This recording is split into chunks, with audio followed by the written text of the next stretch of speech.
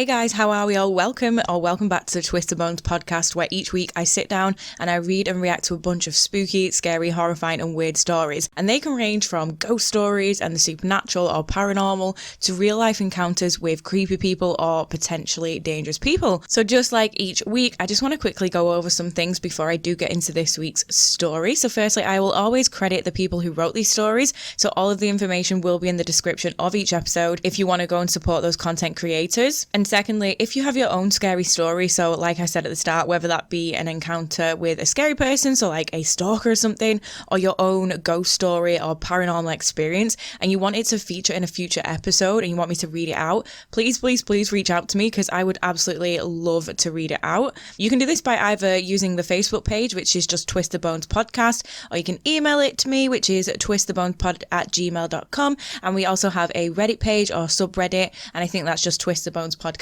as well. It is all linked in the description, and I think that is everything. So let's get into this week's story. We are once again on the yourghoststories.com website. This story was written by Missy Wrighton, I believe it's pronounced, and it is called Albert Street Haunting. So it is based here in the UK. So let's get into it.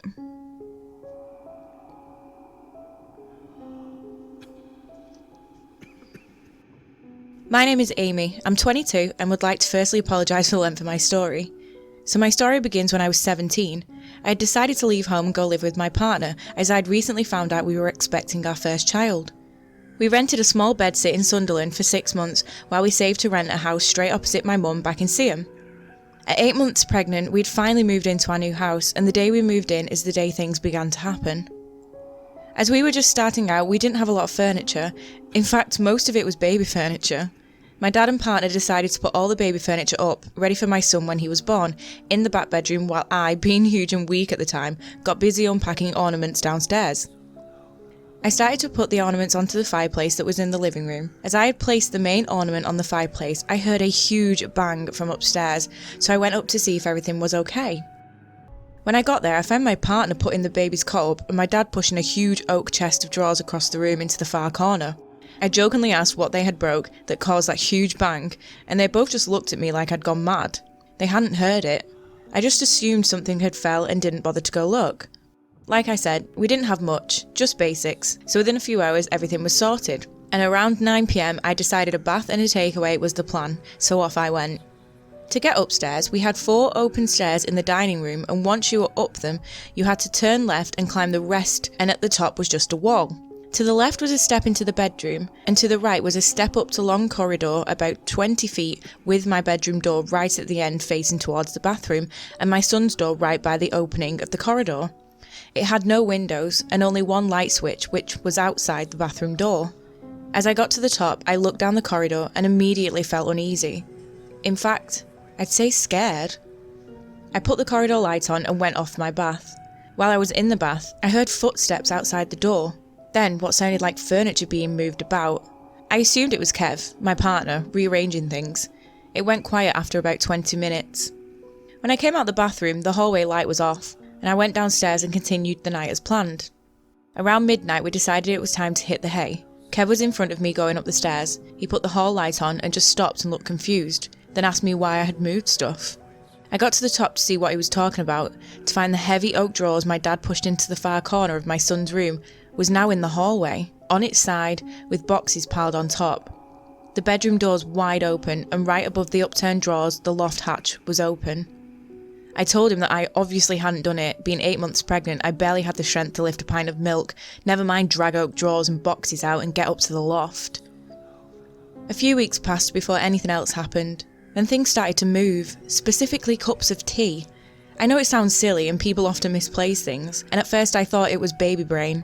I'd have a drink, put it down, then a few hours later find it in a random place. In the bedroom, in the garden, on top of the fridge. I assumed I'd just put it there and forgot. Then it started happening to Kev as well. In January, I finally had our son Matthew. The day we came home, the first thing Kev did was put the kettle on to find all the cups and tea bags had gone. He looked around downstairs and couldn't find them. He then went upstairs to find in the hallway all the cups lined up perfectly, with a tea bag in each one of them, and the rest of the tea bags scattered across the floor. Nobody had been in the house for 2 days. Although it sounds silly and like a kid playing a prank, the feelings we got from it made me feel so scared. And that night we got the baby settled and had a well-deserved early night. An early hours in the morning I woke up thinking Matthew was crying and sat up. I looked over to his cot, which was at the bottom of my bed, and saw an old woman walking towards him. Although I wasn't scared, I was frozen. I couldn't move or make a sound. All I could do was watch as she walked towards him and leaned right into his cot as if she was giving him a kiss. And then she walked over by the door, turned to me and smiled, like she was proud. Then she left. As soon as she was gone, I was able to move and I ran over to check on him, and he was fast asleep and fine. In the morning when I thought about it, I assumed I had dreamt the whole thing and didn't say anything. A few days later we were visiting Kev's mother when she showed me a photograph of Kev's great-gran, and she was the same woman from my bedroom. I blurted out what had happened and Kev's mum started laughing. She didn't believe me until I mentioned a grey cardigan and red slippers, and her face went straight. She couldn't believe it was her gran. Ada had died around 20 years before I was even born, so I couldn't have possibly known about her. Even Kev had never met her. Over the next few months, not a lot happened other than noises, bangs and footsteps. Sometimes things would move and quite often there'd be a thick mist in different parts of the house. Sometimes we'd catch a dark figure from the corner of our eyes, especially on the stairs or in our bedroom. Then one night my mum was babysitting and we decided to open a bottle of wine and have a cosy night in front of the TV when we heard voices upstairs. The first reaction was to protect ourselves and investigate. I ran and grabbed a fire poker. Kev, on the other hand, ran to the kitchen in the dark, thought he'd grabbed the handle of a knife, but instead he'd picked up a potato masher. So not only did we feel ridiculous when we got upstairs to find we'd chased thin air, but we looked ridiculous trying to attack a ghost with a fire poker and a potato masher. Kev had decided to use the sound recorder on his phone. He put it on record and left it on in the hallway, and we went back downstairs. Around 30 minutes later, he went and collected it and played it back, and to this day, even thinking about it gives me shivers.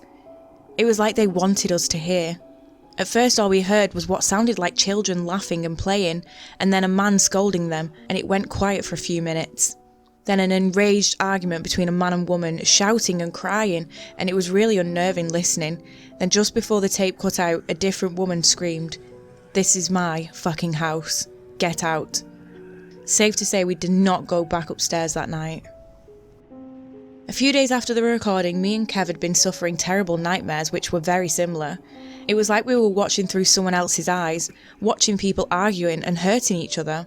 I can't remember exactly what happened, as this was around 6 years ago now, back in 2009, but I remember waking up feeling terrified, and I felt drained quite a lot.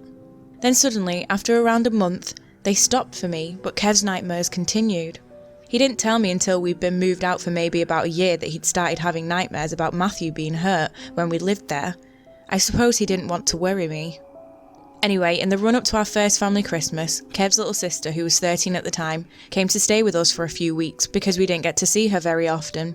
We told her nothing of what had happened in the house. We didn't want her to be scared. She went to bed around 10 p.m. on the first night, and within an hour she was crying and shaking, refusing to go back into the bedroom over the 3 weeks she stayed. She never told us what happened, and to this day, she won't speak of it. All we know is whatever happened, it had to have been really bad for her to be in that state. A few days later, me and Gemma, Kev's sister, had decided we were going to bake cakes and cookies and such. We just got back home from buying the ingredients. We were laughing and joking, making fun of Kev as we took the stuff to the kitchen.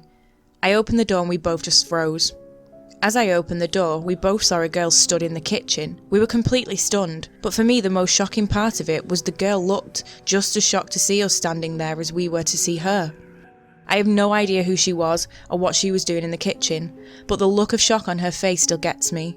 She looked to be around the same age as Gemma at the time. I'd say no older than 15. She had her hair tied in a neat ponytail and was wearing a plain navy blue dress. That's all I remember of her. Just after New Year, I got up one morning, was getting dressed, and Kev noticed I had bruises down my back and across the back of my legs. He demanded I tell him where they came from, but I couldn't say. I didn't even know I had them until he mentioned them. Kev got out of bed and noticed he had bruises on his arms and shoulder. He just got dressed and walked out without saying a word and looked quite angry. A few hours later he returned, told me he'd put a deposit down on a new house, and a few days later, we left. That house has since been converted into 2 apartments and nobody has stayed in either of them for more than a few months since. Although we moved house several times since that house, we still get the random thick mist.